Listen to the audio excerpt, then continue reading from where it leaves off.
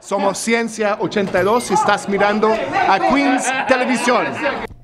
Hi, I'm Jacqueline Ugolini, and today we're going to be getting a behind-the-scenes look at the drama department's fall major of King Lear. My good lord, the Duke of Cornwall's dead, slain by a servant going to put out the other eye of Gloucester.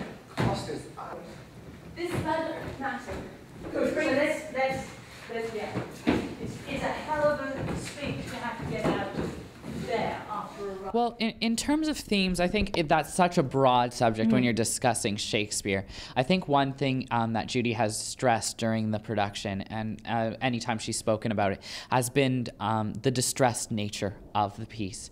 You find that in the costumes, you find it in the set, you find it in the props, and even some of the characterization, this idea of this wearing down. The designer, actually, she had a rather unusual idea because, as Shakespeare usually is, they're usually period costumes.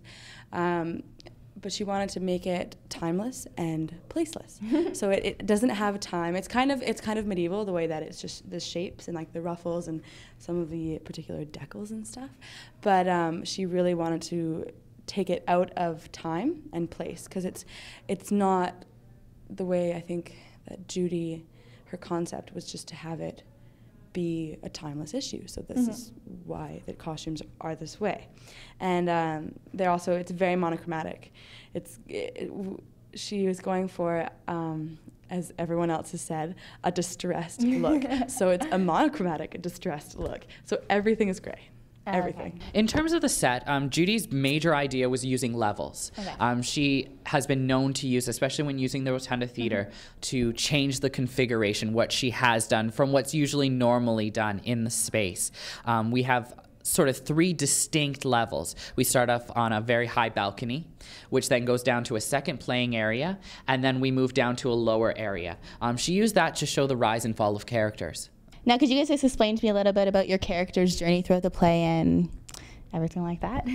Well, Lear starts out by making a huge mistake and ultimately spends the rest of the play paying for it by going mad and losing everything that she thought she didn't need but really did.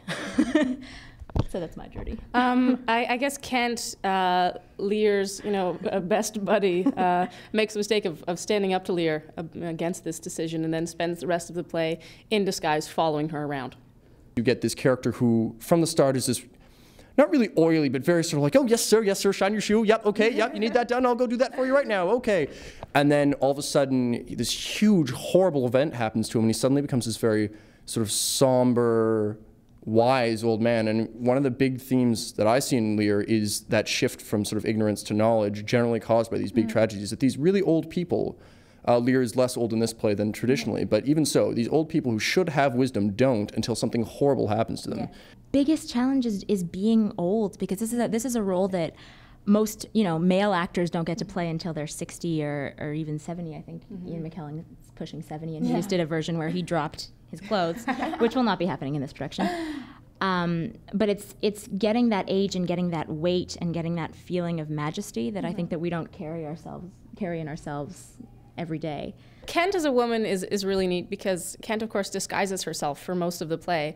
But in the production that we're doing, I don't know if it's been decided yet, but Kent may or may not be disguising herself as a man. So that'll be a real treat. And I think if Lear is a woman, Kent needs to be a woman, because they have that friendship and betrayal at the beginning. I mean, there aren't any, are they in a relationship ambiguities? Well, there could be, but they're not as high if Kent and Lear are both female together, I think.